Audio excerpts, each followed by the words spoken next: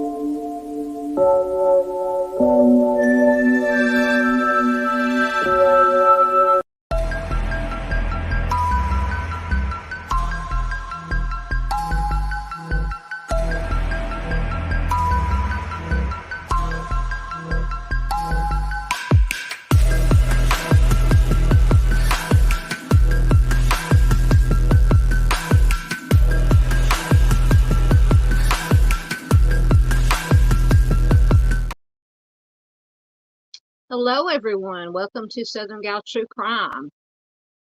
If this is your first time here, thank you for joining us. I share missing persons, cold cases, some current true crime in the news, and more. And today is our special Missing Person Monday live stream. All these cases, I just joined a Facebook group called Cold Cases, and all the missing persons and these missing persons cold cases that I'm going to be sharing on the live stream all come from this group. So hopefully some of the people from the group will be here. Welcome to everybody. If it's your first time here, thank you so much once again. See if I can go out and do it manually.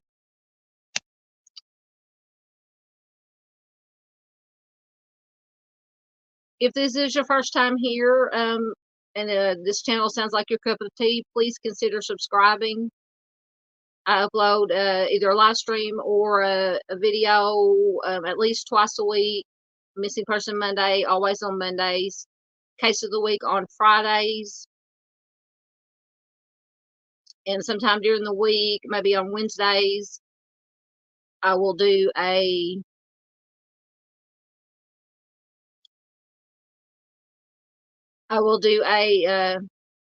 if I come across anything true crime related, any solved cold cases, articles I come across, I will share those on Wednesdays. Usually every other Saturday we'll do a True Crime After Dark late night live stream where we'll just discuss some current true crime in the news, anything that might be going on, any articles that I find interesting and hope you guys find interesting. So subscribe, like, share, comment, all that. You guys know the drill. All those things help small channels like mine reach more people. YouTube pushes it out more. So I will save the rest of my shameless plugging for later. We'll see who we got in here. Hello, Michigan Wifey. Oh, it'll come up. Get this way. Hello, Michigan Wifey. Good to have you here. Always good to have my OG here. Another OG is here. Junior Johnson is here. Thank you, Junior, for being here.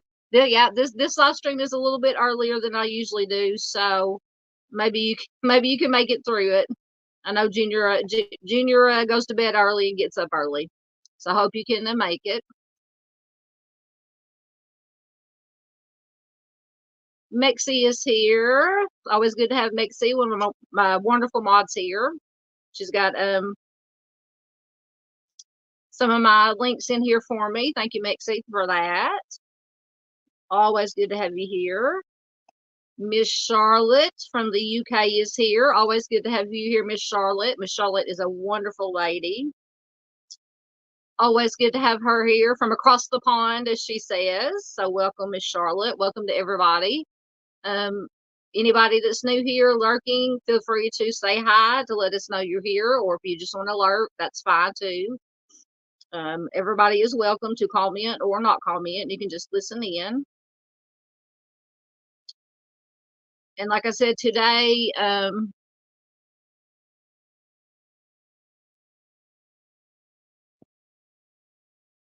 sorry, I'm trying to.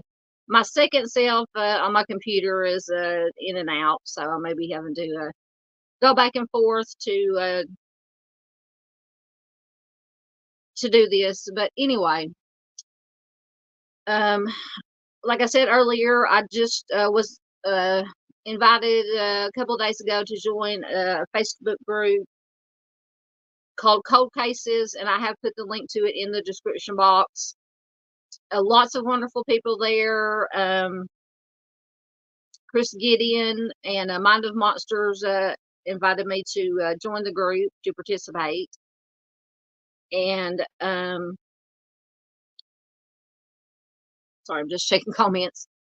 And it's a wonderful group.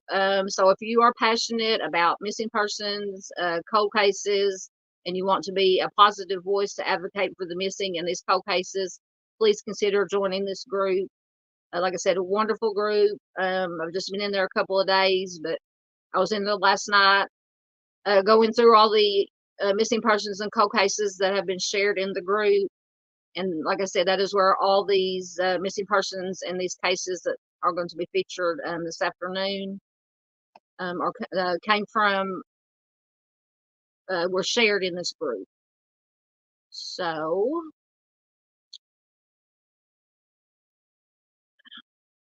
like I said, once again, my second self on my laptop is going in and out on me. Maybe doing it old school. Hopefully it won't turn into a dumpster fire, as I call it. So let me take this full screen. So, get it out of the way, and we will get started. And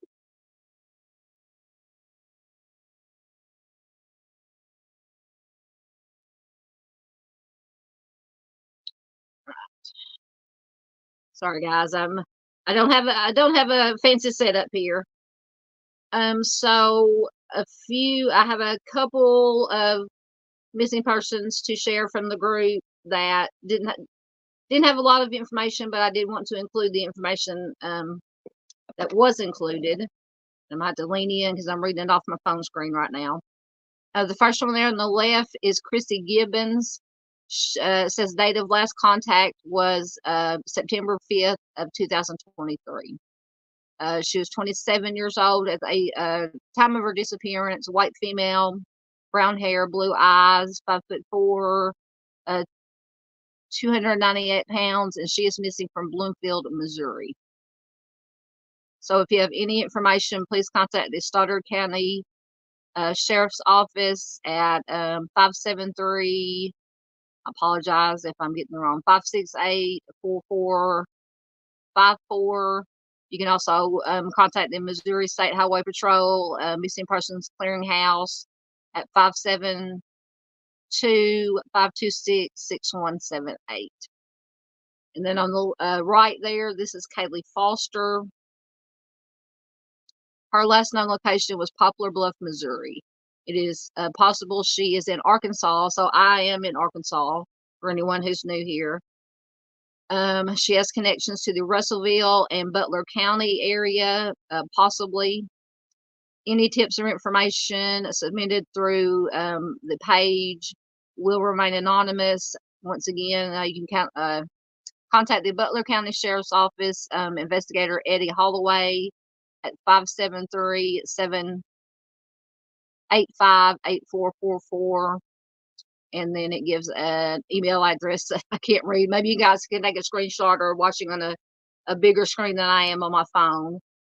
And it says, Kaylee, if you're reading this, just message us and let us know that you're okay. So that is first two of our missing persons. Oh, and I do have an update. I have a short video clip of an update of a good outcome for an Amber Alert that I featured the other day. So I will bring that to you also. This is Nicole McCartney. She is 5'2", 150 pounds. She went missing from Millersburg, Pennsylvania. It says that they believe she may be in the Harrisburg area or Chester County, and that she is in danger and unable to make contact with someone. So she is 37 years, or currently 39 years old. She went missing on December 2nd, 2022 from Millersburg, Pennsylvania. She was last seen on December 3rd at Staples. I think that's a store, some kind of a big box store in Harrisburg, Pennsylvania. White female, 5'2", 120 pounds, brown hair and hazel eyes. Anyone with information on the whereabouts of Nicole is asked to contact Pennsylvania State Police at Likens at 717-362-8700, or by texting the Likens tip line at 717-418-8280. All right, and before we get to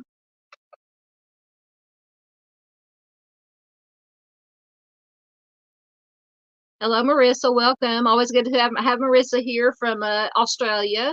She says, hello, everyone. I hope you're all well. I'm listening been in and out because I started a university day. That's fine, Marissa. Always glad to have you here. Listening is good. You can just listen to my voice drone on and babble. So good to have you here. All right, so, and I just found this information out. Iris Crum an Amber Alert had been put out for her a few days ago. I came across a update on her, a video update. She has been found, so I'm gonna play that clip for you right quick. It's just about 2 minutes, I believe. After 9 long days, 7-year-old Iris Crum has been found safe in Texas. Her mother and stepfather have now been taken into custody. Our Dryden quickly joins us live here in the studio to share her father's reaction. Dryden, what did he have to say? Courtney, this morning at 5 a.m., Anthony Crum got the call that Iris had been found.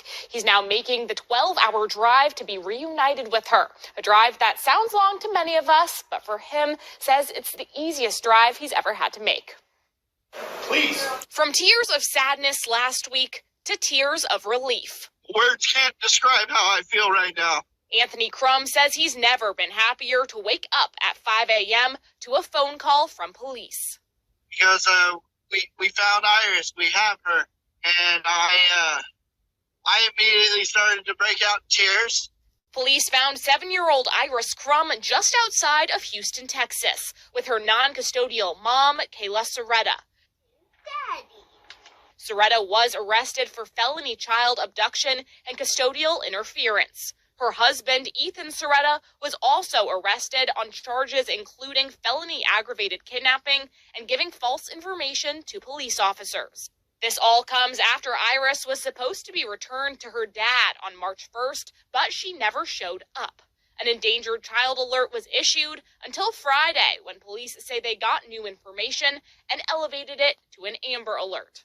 I wish I could send each individual a gift basket, but my heart goes out to all of you.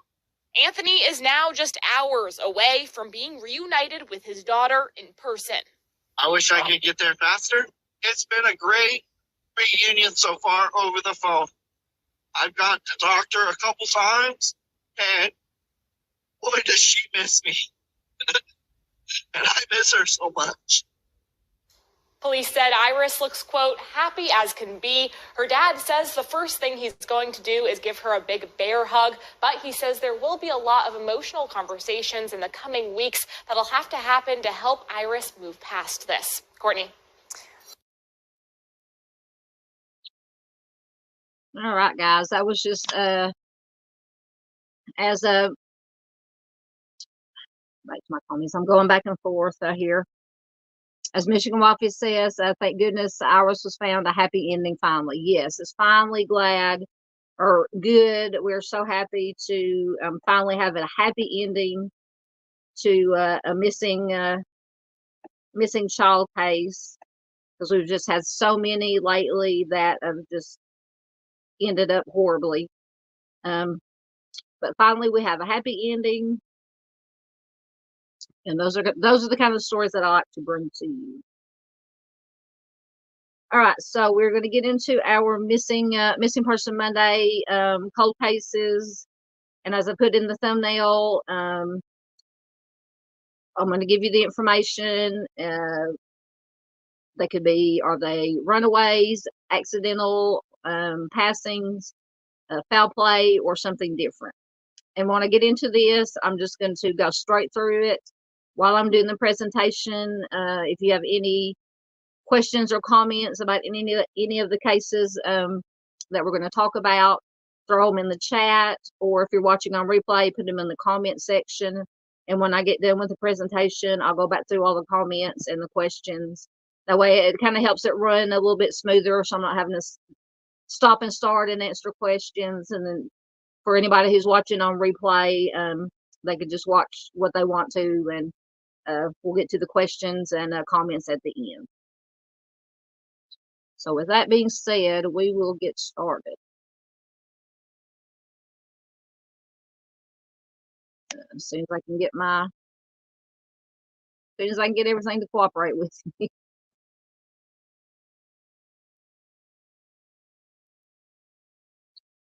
All right, we are going to begin with Victor Dwight Shoemaker Jr. Victor went missing on May 1st, 1994 from Kirby, West Virginia. He is considered lost or injured missing. He's a white male. He was just 5 years old at the time of his disappearance, 4 foot, 40 pounds.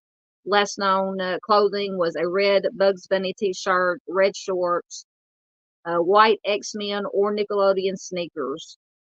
He has blonde hair, blue eyes, and some agencies spell Victor's middle name D-W-I-G-H-T, and his nickname is J.R. So Victor was visiting his grandfather in Kirby, West Virginia with his family in May of 1994. He was last seen playing with his 2 older male cousins.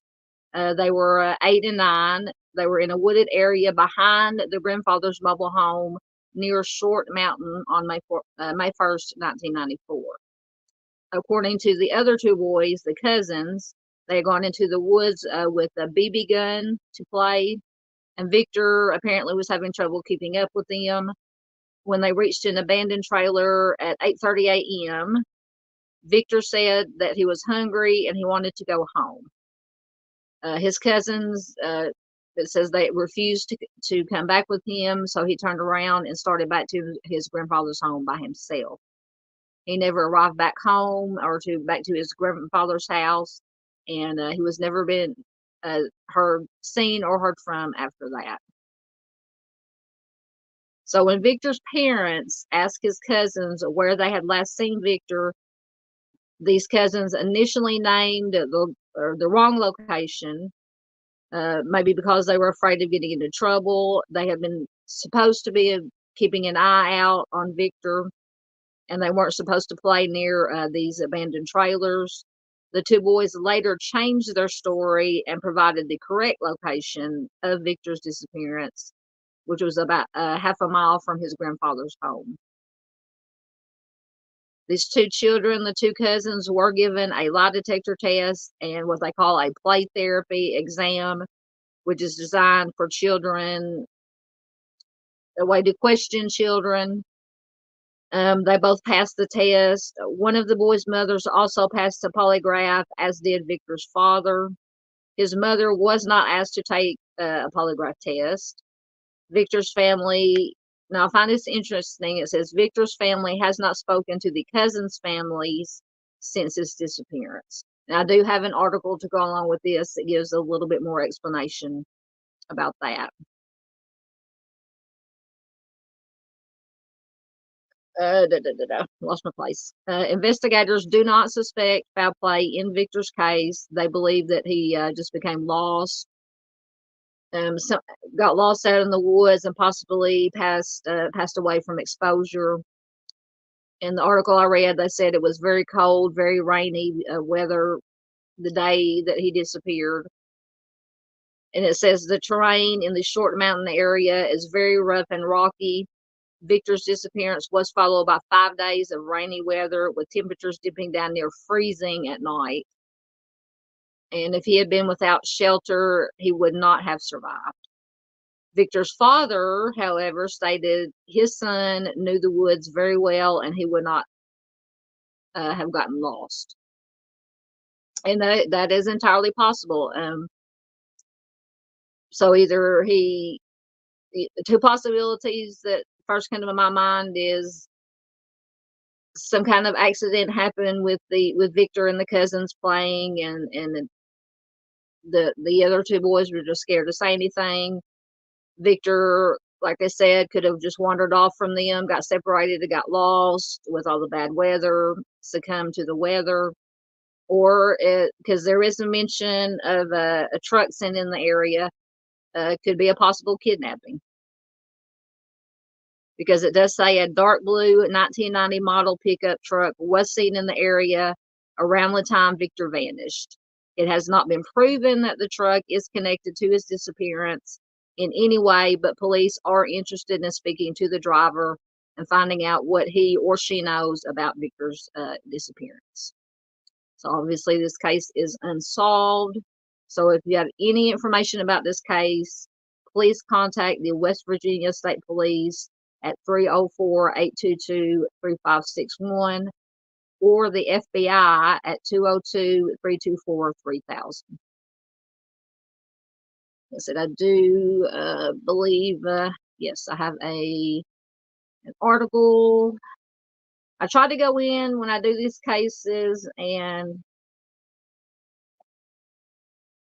find some articles to add, especially articles with statements or interviews with family members.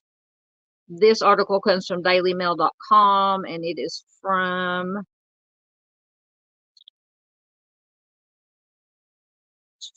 April of 2014. So according to the headlines, it says, I think they know what happened. And this is the father of a 5-year-old boy who disappeared without a trace 20 years ago, suspects cousins may be holding back information. Now, this is just, nothing has ever been formally, publicly released as far as I can find about what the family is saying. So this is just what the family is alleging. So I just wanted to share it with you. It says the bedroom of Victor Dwight Shoemaker Jr. is frozen in time, right down to his 1990s cartoon-themed bedspread, as his parents hold out hope that their 5-year-old son, who disappeared 20 years ago Thursday, and it's longer than that now, is still alive. The boy known as JR vanished while playing along a West Virginia mountainside on May 1st, 1994. He never emerged with his two cousins from a road leading into the woods behind his grandfather's mobile home in Hampshire County, and no trace of him has ever been found. There have been no arrests, no suspects have been identified, and police have found no indication of foul play or family involvement. His father said, Victor Shoemaker Sr. said, we're hanging in there. But we sure would love to hear something. I would just like to say anybody that knows anything to let us know and get him back. Investigators who spent years pursuing the case are no closer to figuring out what happened to Victor, who was wearing a red Bugs Bunny t-shirt, red shorts, white X-Men sneakers. State police and the FBI hope the 20-year anniversary of his disappearance helps push the case further along. Investigators did conduct several interviews of the cousins, who told police they lost track of JR Without physical evidence, the Shoemakers and state police have little more than theories to go on. Shoemaker believes somebody abducted his son, but police have found no evidence supporting that as of 2024. FBI Supervisory Special Agent Greg Heeb in Pittsburgh said at this time all investigative leads have been exhausted. JR was familiar with the mountainside and always knew his way back. His father is suspicious of the way that the two cousins acted when they returned. Shoemaker said when he tried to talk to the other boys, quote, they wouldn't say anything about it. They said it could just be scared kids if he wandered off, if maybe they were supposed to be responsible for looking after him and he wandered off. They may have thought that if they said anything that they would get in trouble. That could just be it, in my opinion. But feel free in chat or replay to let me know what you guys think. The father goes on to say, I think they know what happened, but I don't think the boys hurt him. The cousins were 8 and 9 at the time, respectively. One's family lived in a mobile home on the mountain. The other was from a small town in Pennsylvania. Victor Shoemaker and his wife Nettie have not spoken to the other families since then. Repeated efforts to reach the cousins' families were unsuccessful. None had listed telephone numbers. The search for JR was swift, and hundreds joined in for 5 days in rainy weather with temperatures in the 30s before being halted. Over the next 5 months, National Guard and Army Reserve units used weekend training time to search for signs of JR. In 1997, the FBI said it was made aware of a report that a dark-colored pickup truck had been spotted in the area the day that JR vanished, but the tip never panned out, unfortunately. Another unconfirmed theory, police apparently they brought out a police dog, what they call sniffer dogs. And it says instead of keeping its nose to the ground, a police dog looking for scents of the boy held its nose in the air as it traveled across a grassy field, leading to speculation that someone had carried JR from where he was last seen down the road. Former Sergeant B.L. Turner, a state police spokesman, said, quote, you talk about a cold case, that is a cold case. There was nothing concrete. Everybody there had their suspicions. Shoemaker can't help but think that perhaps his son was brainwashed and is alive, but living a different identity. In other words, maybe he thinks he's abducted, brainwashed, doesn't remember who he is. That's a possibility. Anything is possible. I found in these cases. Still, something should ring a bell. That's what we're hoping for, is that miracle. The family's home in Leesburg, Virginia, is filled with ceramic angels. Visitors are greeted by Rascal, the family dog JR has never met. His twin-size bed is covered with a Teenage Mutant Ninja Turtles bedspread. The packed bedroom also has a Nintendo game system, a bicycle with training wheels, miniature toy race cars displayed on a wall, and about a dozen wrapped Christmas presents containing Hess toy trucks. The living room wall has framed photos of JR, including one at the time he disappeared, and an age-progressed depiction of him. His 25th birthday was March 30th. Sergeant Robert Cooper, who has worked at the State Police Bureau of Criminal Investigations since 1998, declined to discuss specifics of the case, citing the open investigation. He said investigators have talked to the parents periodically as new information comes in, but apparently nothing lately has come in. His wish is that the 20th anniversary of the disappearance, quote, will cause somebody to come forward and help, Cooper said.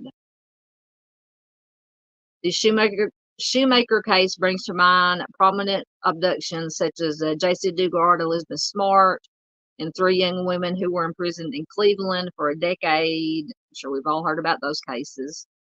It is also a reminder of unsolved cases like Jacob Wetterling, who was 11 when he was abducted by a masked gunman near his Minnesota home in October of 1989, and Aaliyah Lunsford, who was 3 when she disappeared from her West Virginia home in 2011. Sergeant Bob Lowry, the vice president of NCMEC, says, "We don't want to bring false hope, but there's always hope when it comes to missing children." Absolutely.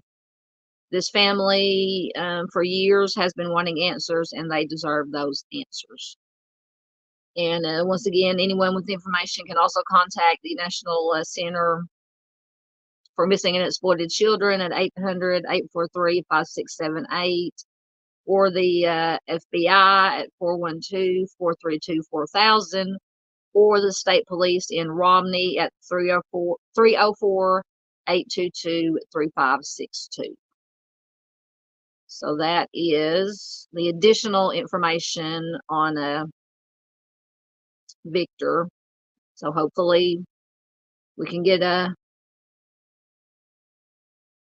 some more awareness to all these cases, all these families, these victims, missing persons, deserve justice. If something happened to them, their families need to know what happened to them, where they're at. So please share this video anywhere and everywhere you can to get this information out to more people. Right, next we have John Michael Spira. Mr. Spira went missing on February 23rd, 2007 from Chicago, Illinois. He is a white male, 45 years old, 5'8", 160 pounds. He was last seen wearing a black turtleneck sweater, blue jeans, black shoes, an olive green flight jacket, and a Rolex watch. He has brown hair, hazel eyes. It said he had a receding hairline, and his stage name, because apparently he was a musician that played at local venues. So his stage name is Chicago Johnny. So John was last seen at approximately 7 p.m. on February 23rd, 2007 at his office in the vicinity of North Avenue and Country Farm Road in West Chicago, Illinois. His last cell phone call was placed at around that time. He called a friend to say he would meet for dinner, for a dinner date in Oak Brook, Illinois at 8:30 p.m. He never arrived as scheduled, and he has never been heard from again, although his cell phone is known to have been turned on until 11 p.m. the night that he was last seen. And it says he did leave behind his flight gear and both of his cars. The same day he was last seen, John's girlfriend attempted to file a missing persons report for him, but the police refused to accept it because she was not a relative. I never knew that a non-relative could not file a missing persons report. But at any rate, his estranged wife, Suzanne, did file a report on February 25th. He had met with her on the morning of his disappearance to discuss their divorce settlement. Their divorce was finalized on March 8th. They had been married for more than a decade. They lived in the same house throughout the divorce negotiations, which took 2 years. Suzanne said that they had a good working relationship and that the divorce was not an acrimonious one. John played guitar with the Rabble Rousers Blues Band at the time of his disappearance, and this band was well known in the local area and performed frequently. He also owned a utility company, Universal Cable Construction, which was in West Chicago, and was very active in local community affairs. He is a veteran of the U.S. Army and had been stationed at Fort Carson, Colorado. He enjoyed electronics, machinery, building, driving race cars. He also was a licensed pilot. Some of his employees at Universal Cable Construction reported that a large roll of plastic wrap went missing from the company's property, but it is unclear whether this is connected to his disappearance. And I do have an article on this one too, gives a little bit more information about some possible theories that his family members have. In September 2007, Universal Cable Construction was destroyed by a fire, which inflicted $750,000 in damage. Although investigators said there was nothing suspicious about the fire, John's family believes it was intentionally set and is probably related to John's disappearance. This is just the family's belief. His estranged wife, Suzanne, passed away at her home in New York in October of 2010. John's sister believes that the estranged wife, Suzanne, was involved in John's disappearance, but the police never named her or anyone else as suspects. Since he went missing, none of John's credit cards or bank accounts have been used, and there were no indications of foul play found at his home, office, or vehicles. Although the police believe John may have simply walked out of his life to have a fresh start somewhere else for some reason, his family believes that he may have come to harm, and they said it is uncharacteristic of him to leave without warning. So if you have any information on this case, you can call the St. Charles Police Department at 630-443-3731.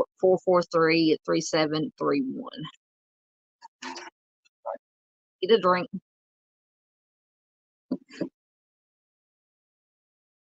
And I do have an article with some additional information.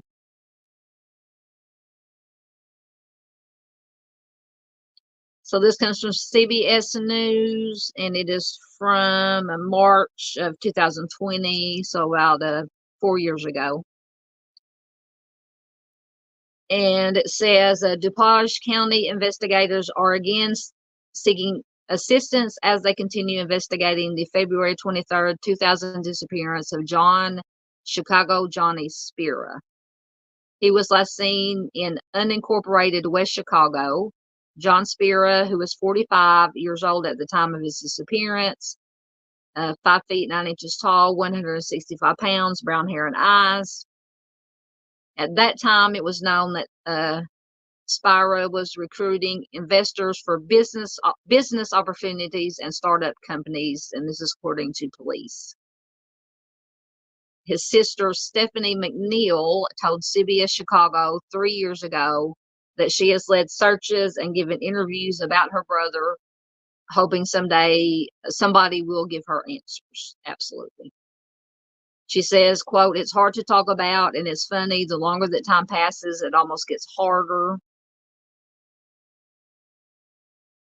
John was headed to Oak Brook and never made it, but his truck was still at the West Chicago Cable Company, the company that he owned. He played area's blues clubs. He was a well-known guitarist. Trying to get to the information about the DuPage County Sheriff says that John is missing, quote, under suspicious circumstances. McNeil believes that her brother is deceased and that the estranged wife, Suzanne, that he was divorcing, knew something. But like I said earlier, she passed away, I think it said in 2010. She says, quote, "There are people out there who know. I feel like more than one person knows, and I really wish they would come forward, even anonymously."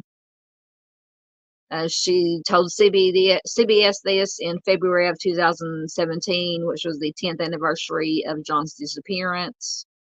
Once again, the DuPage County Sheriff's Office is requesting that anyone who invested money with Spira to contact Detective Dave Chisa at 630-407-2364 or by email at david.chisa@dupagesheriff.org.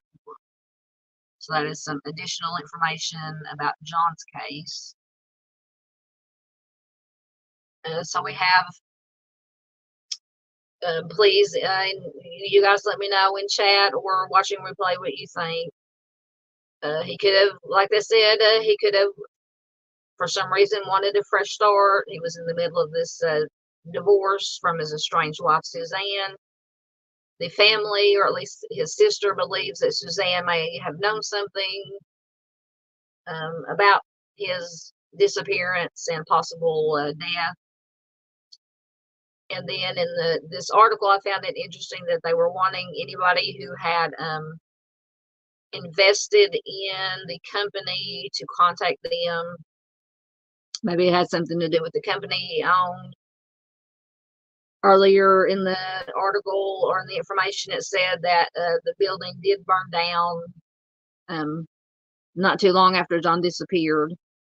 Could be something, could be nothing, but it is information. All right, so next we have Noah Montemayor. Get his information. Noah went missing on September 29th, 2015 from Honolulu, Hawaii. He is considered endangered missing. He is an Asian biracial white male. He was 16 years old when he went missing. 5'9", 130 to 140 pounds. Brown hair, brown eyes. He is of Filipino descent.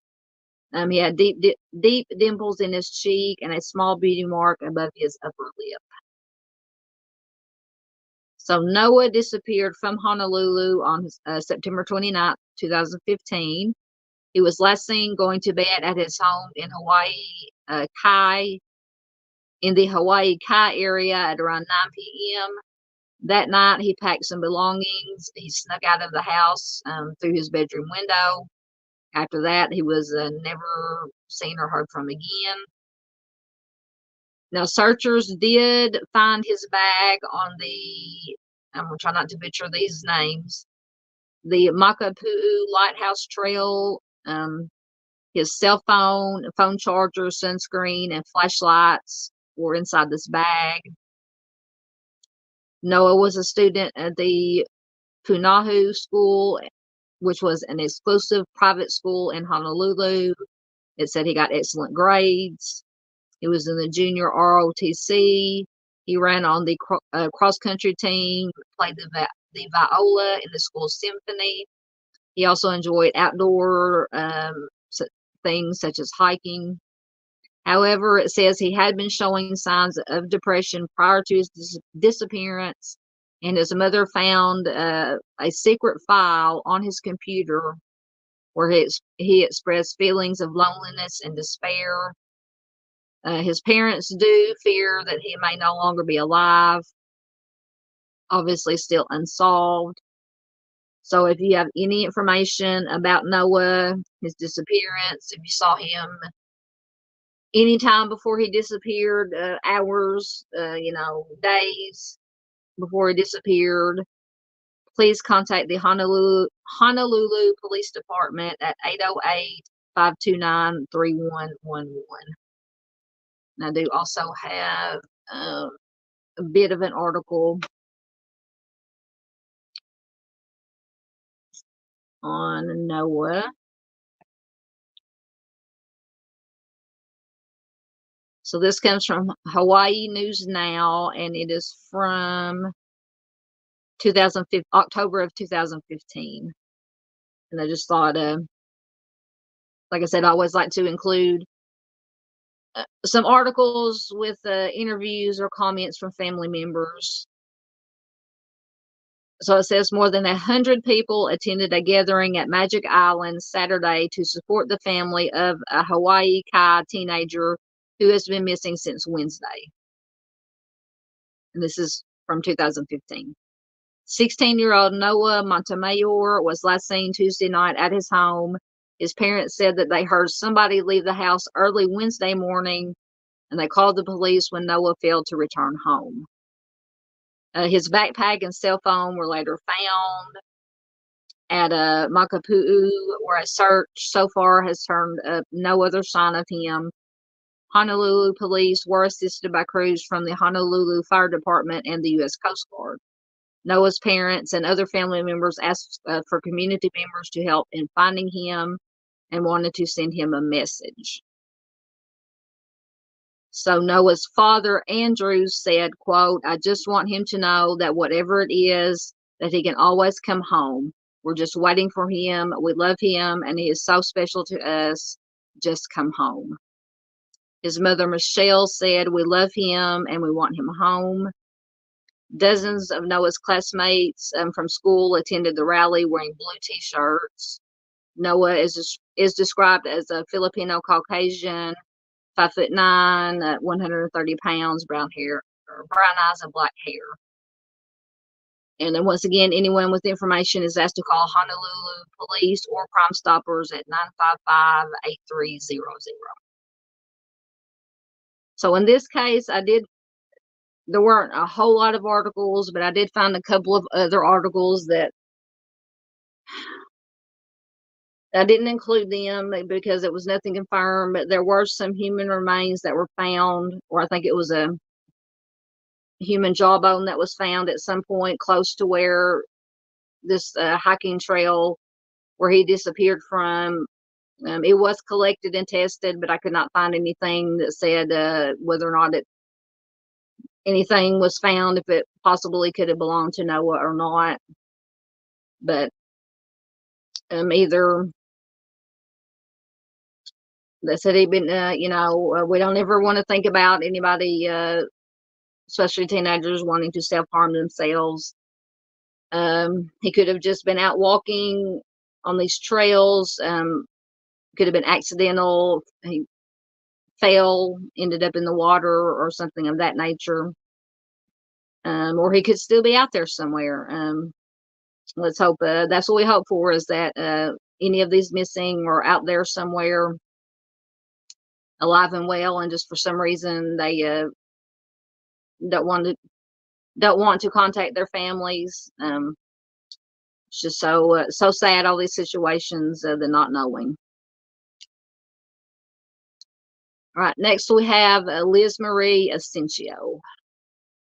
And this one, there is not a whole lot of information on this one. I don't think I could even find, I don't think I could even find an article of any family members' comments or anything. So Liz Marie went missing on May 15th, 2017 from Springfield, Massachusetts.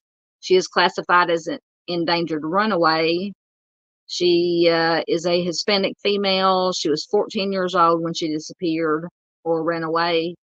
5 foot to 5'2", 100 to 140 pounds, black hair, brown eyes. She may also spell her name Lismarie. So she was last seen in Springfield, Massachusetts on May 15th, 2017. It says she had run away from home, and she had been located in Bridgeport, Connecticut. While she was being driven back to her home in Springfield, she apparently jumped from the vehicle and ran. After that, she was never seen or heard from again. It says that she may have returned to Connecticut, possibly to Bridgeport or Waterbury areas. And it says that she was in the care of the Department of Children and Families when she went missing. And that's basically the only information I have, because I don't think I have, nope, I don't have I'm getting my slides out of place. Like I said, I searched a deep dive searched on the Google machine and could not find any additional information, articles of the circumstances of her disappearance, any interviews or comments from family members. So we'll just go with what we have. It's better than nothing. So if you have any information about Liz Marie, contact the Springfield Police Department at 413-787-6302.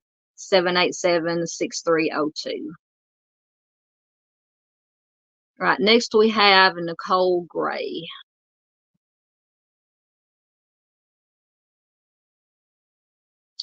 And Nicole went missing on December 17th, 1999, from St. Anne, Missouri. She's a black female. She was 30 years old at the time of her disappearance. 5'9", 142 pounds. She was last seen wearing a gray sweatsuit, white Adidas sneakers, earrings, rings, a gold chain necklace. It says she always wore numerous necklaces and earrings at the time of her 1999 disappearance. Black hair, brown eyes. She has a tattoo of a cigar-smoking bulldog on her left arm. Another unspecified tattoo on her upper left arm, and a tattoo of a broken and or bleeding heart on her left ankle. Her ears are pierced, and her nickname is Nikki. This is another one that basically what you see on the screen is the information. She was last seen leaving her residence in St. Anne, Missouri on December 17th, 1999.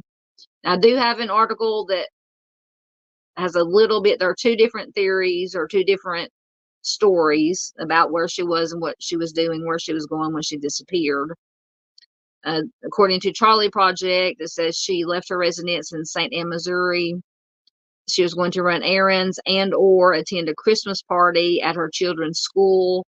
She never returned home and has not been seen again. Unfortunately, once again, that is all the details we have in this case. I will read the little bit of information. So if you have any information about Nicole or her disappearance or possible whereabouts, please call the St. Anne Police Department at 314-427-8000. And the article I have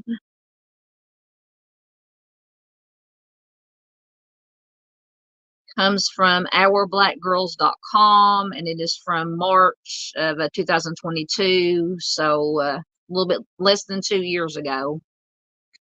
Like I said, not a whole bunch of additional information. It says this cold case does not seem to have much information shared publicly.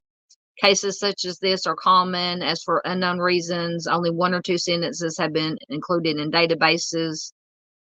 New reports about Nicole and her 1999 disappearance are few, and of what can be found, there seems to be unclear details about what she was doing immediately before going missing from St. Anne, Missouri. So the 2 stories regarding Nicole's last movements, one story is somewhere between December 14th and the 17th, Nicole was seen leaving her St. Anne residence as she made her way to a Christmas party. She had 4 small children when she vanished, and the get-together was at one of the kids' schools. In the differing account, Nicole was still seen leaving her residence, but the date was on December 17th, and she was said to have been on her way to run errands. It is unclear why there are these discrepancies between the 2 versions of what happened, but at any rate, she never returned home, has not been in contact with her loved ones. Any information regarding her personal life, work relationships, or if she was driving a vehicle or taking public transportation when she left home is unknown. The status of the investigation also does not seem to have any publicized updates from law enforcement. Like I said, I scoured Google, went as deep as I could into Google to find any additional information. There's none to be found. So what to know, what we do know at the time of her disappearance, just repeats the information I gave from the Charley Project. So once again, anyone with any information, if you have any information in this case, please call the St. Anne Police Department at 314-427-8000 or call local authorities. So next we have, I believe this is our last one, Jessica Diane Van Zant Dietzel. Let me get her information going. So Jessica went missing on February 18th, 2020 from Albany, Georgia. She is a white female, 21 years old when she disappeared, 5'7", 150 pounds, blonde hair. She had the following tattoos. She had the name Elena, who is her daughter. Instead of an article, I do have a video clip to show you with her daughter Elena. Brought tears to my eyes when I watched it. But anyway, she has the name Elena and a butterfly on the upper left side of her chest, the words Kenny Man on the upper right side of her chest, writing on the side of her rib cage, an arrow in the center of her upper back, a heart between her left thumb and index finger, stars on her thigh, and the words perfectly flawed on her thigh.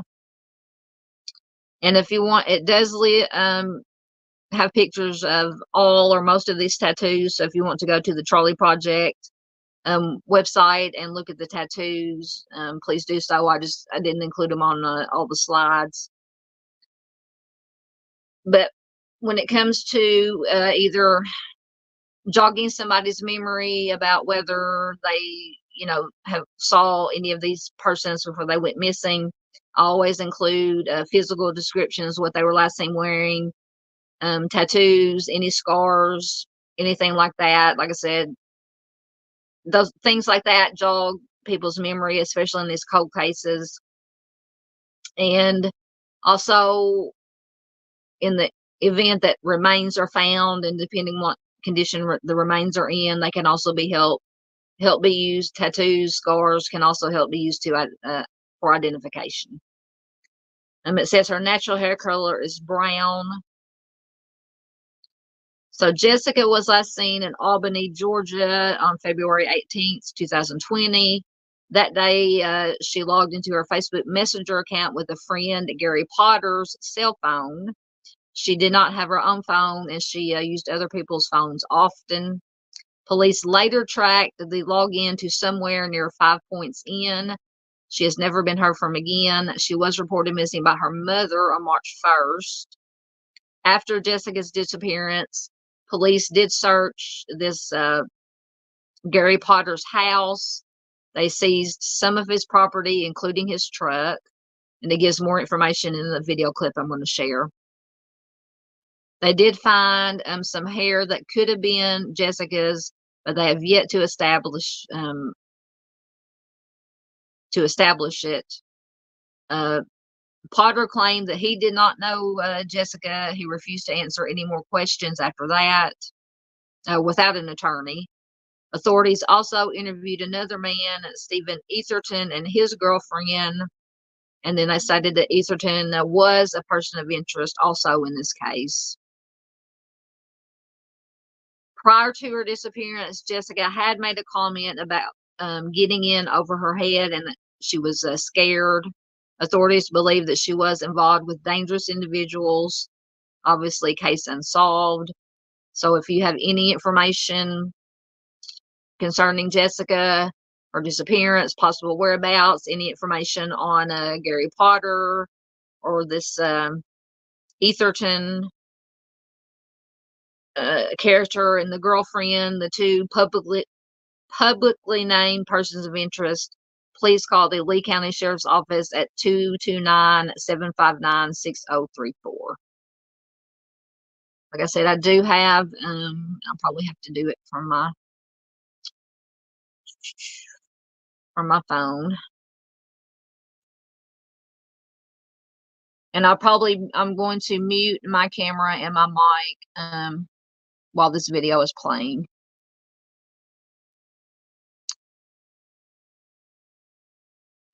So I will be back, hopefully.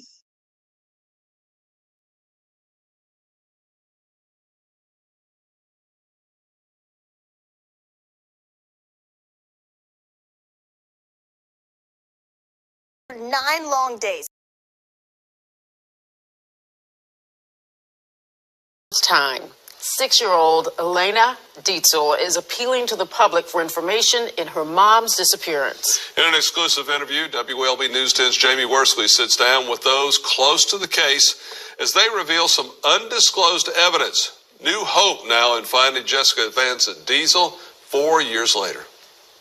My name's Elena, and I like to go to school and do homework and play outside and watch movies and eat snacks. Elena has already picked out a dress for her 7th birthday party in just 2 weeks, but a key person in her life won't be there. Her mom, Jessica Van Sant Dietzel. We're trying to look for her because she's gone. February 13th of 2020, the 21-year-old Jessica was last seen at this Inn Market on surveillance footage. She was seen wearing a blue Nike shirt, black leggings, black Nike slides, and carrying a mustard-colored bag. February 18th, the last messages sent from Jessica's Facebook account were tracked here to the former Deep South Motel. By March 2nd, Jessica was reported missing here at the Albany Police Department and the Lee County Sheriff's Office by her mother, Christina Johnson. This comes after she didn't reach out on Elena's 3rd birthday. She said, well, take me to where my mommy's at. And I said, well, I can't. And she said, why not? And I said, we don't know where she's at. There's only one person of interest that the Lee County Sheriff's Office hasn't cleared, Gary Potter. That's whose phone Jessica used at the Deep South on the 18th to send messages on Facebook, and who she was reported to be with at Cowboy Bill's on Sylvester Road, wearing all black. But none of her comings and goings from the motel can be verified because the surveillance footage had been written over. Potter's truck was later seized and a strand of hair taken into evidence. There's 2 plausible stories. It's very difficult because until I get that proof, I can't even go into the realm of her not being in this world. Johnson has searched down by the Flint River, local landfills, and even hired a private investigator. At one point, Johnson was even taking tips herself, including about evidence found and never disclosed to the public. Like a notebook of hers, for instance. 6 months after she went missing, was laying in a parking lot on Oglethorpe in the bright sun in 99-degree temperatures, and it was not weathered. Somebody had just dropped it out there. In the early days of the search for Jessica, APD and then WAOB reported she had been spotted at the Luxury Inn in Albany. This was a false sighting with severe consequences. Many out-of-state organizations stopped the search for Jessica, according to Johnson. True crime podcasts and Facebook sleuths have gone down many a rabbit hole, chasing answers as to what could have happened to Jessica, but none have led to her. The first story was that she had OD'd, or been given a hot shot, and thrown in the river. And the second one's Pick Avenue, and her being seen in the deep freezer. That strand of hair, still to be tested at Lee County Sheriff's Office, could bring Johnson the answers she's been waiting for the past 4 years. Just this week, the Sheriff's Office told me they are contacting the GBI and FBI to see what types of testing can be done on the hair. But Elena's only birthday wish is for her mom to be at her party. I hope she is there because I really want her to have a good time with us. She can still be in your heart. For WAOB, I'm Jamie Worsley, your hometown news source.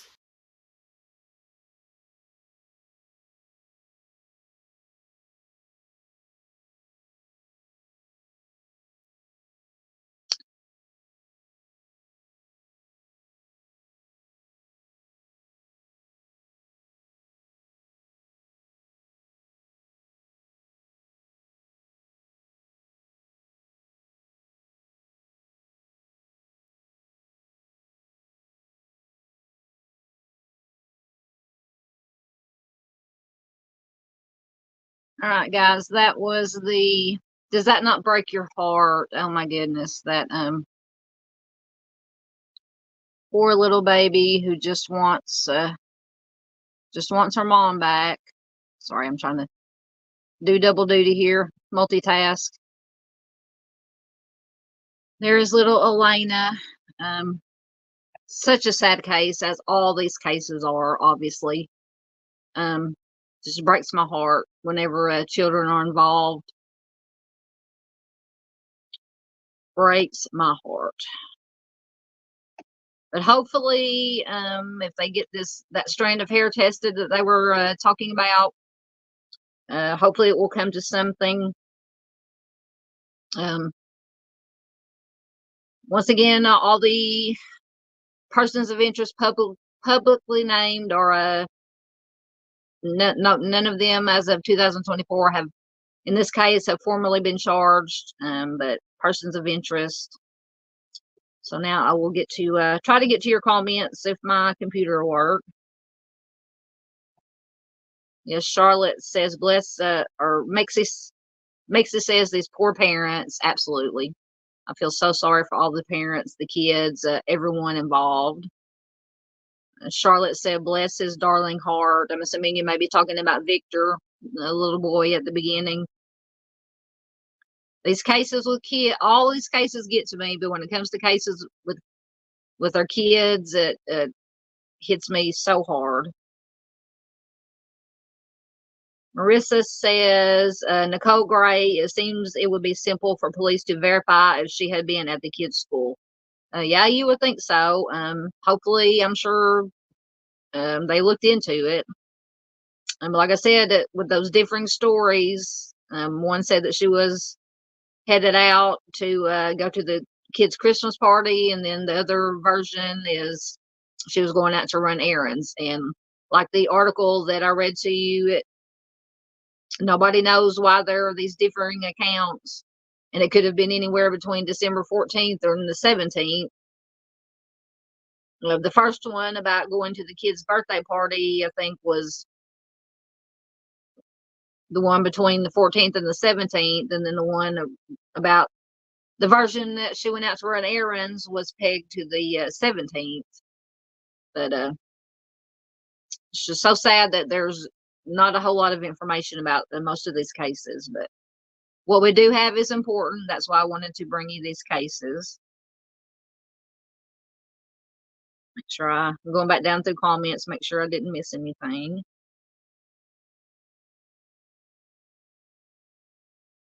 Michigan Wifey said that she is heading to the store. Catch the rest on replay. Have a great rest of your day. You too, Michigan Wifey. Thank you for popping in. Yeah, watching replay is good, just as good. Thank you for being here, my dear, my OG.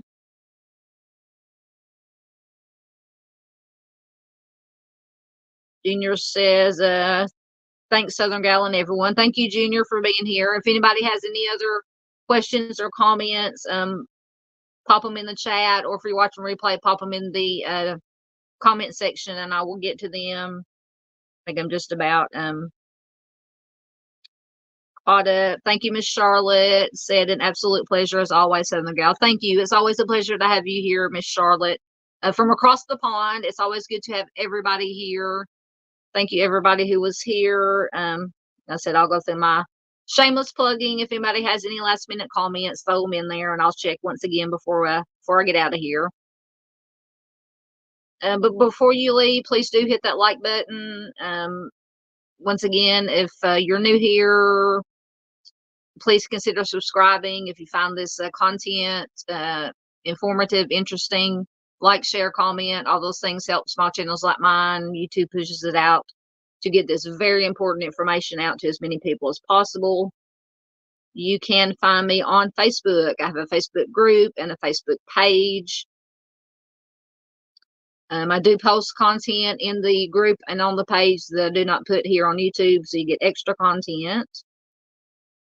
If you ever need to contact me, questions or comments, you can see the email address there on the screen.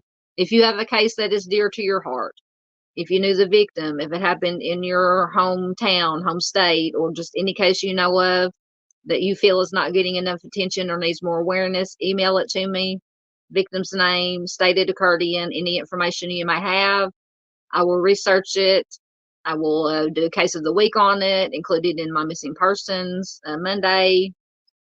Any way I can help bring awareness to a case, that is what I'm here for. While I'm at it, I do have a second channel for anybody who ever needs a break from a true crime talk. It is called Southern Gal Ramblings. Over there, I don't have a lot of time to post a lot of content over there because I'm busy trying to bring content to this channel. We talk about music, movies, paranormal, UFOs, weird, creepy stuff, anything we want to talk about.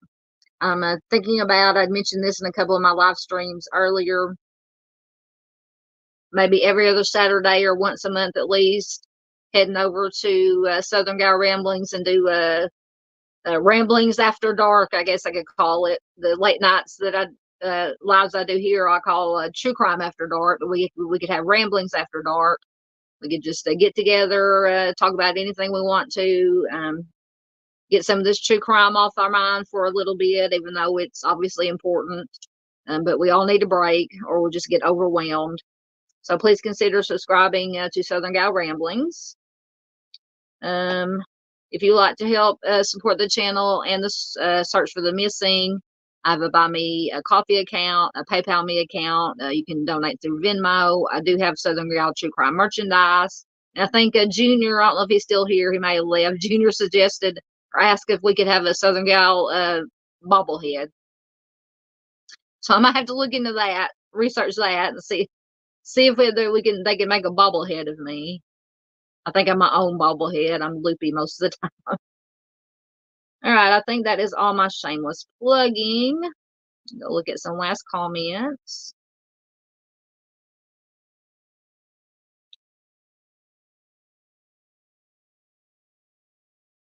Yes, thank you. Mexi is saying, thanks for joining us. Good smack. Jingle that notification and subscribe. Thank you, Mexi. Yeah, she also put the link to Southern Gal Ramblings. Like I said, hopefully in the near future. I can't do it this Saturday. Got things going on this weekend. But maybe next Saturday we can, instead of doing a True Crime After Dark, we'll go over to Southern Gal Ramblings and do a Ramblings After Dark. But I will let you guys know. And I will put a link to it on the community page of this channel so you guys will be able to find it. All right, guys, I think that is all I have. Yeah, that's all I had. Once again, thank you to everybody who was here. Oh, there's Dandy Linus. Hey, Dandy. She also put it in. Good to see you, Dandy.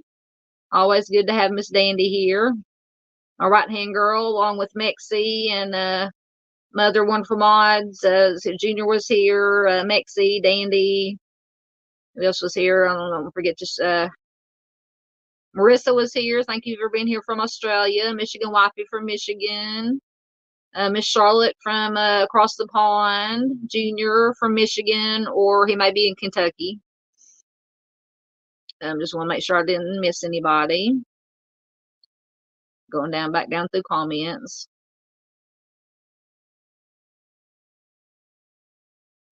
All right, I think I'm caught up in comments. So, hold on. I'm not doing very good at multitasking today. All right, guys. So once again, thank you to everybody who was here at the live and participated in chat. Thank you to everybody who will watch replay. I will be either do a video premiere, or a live stream. I probably won't be able to do a live stream Friday night. Like I said, I got things going, but at some point Friday, I will upload the case of the week. Oh, I forgot to mention before I leave, all these cases, anybody who wasn't here at the beginning, all these cases, missing persons, cold cases I featured tonight were from a new, it's not a new Facebook group, new to me. It's called Cold Cases is the name of the group. They graciously invited me to become a member. All the cases that were featured tonight came from posts from that group. I'm going to systematically go through that group and start sharing in some way or another, featuring those cases and those people, missing persons or cold cases that are shared in the group on here. So if you want to, I know all my community is passionate about missing persons, true crime, or cold cases. The link is in the description box, so please go join the group if you want to be a positive voice and an advocate for the missing persons and these bringing more awareness to these cold cases. So please go check them out. I think that's all I have. Like I said, look for the case of the week Friday. Until then, I don't know if I'll have anything Wednesday, if any earth-shattering news or updates come out anytime this week about any of the cases we've been following in the news. I might do a video or a live stream on that. But until then, I will see you Friday. Love you guys. Bye.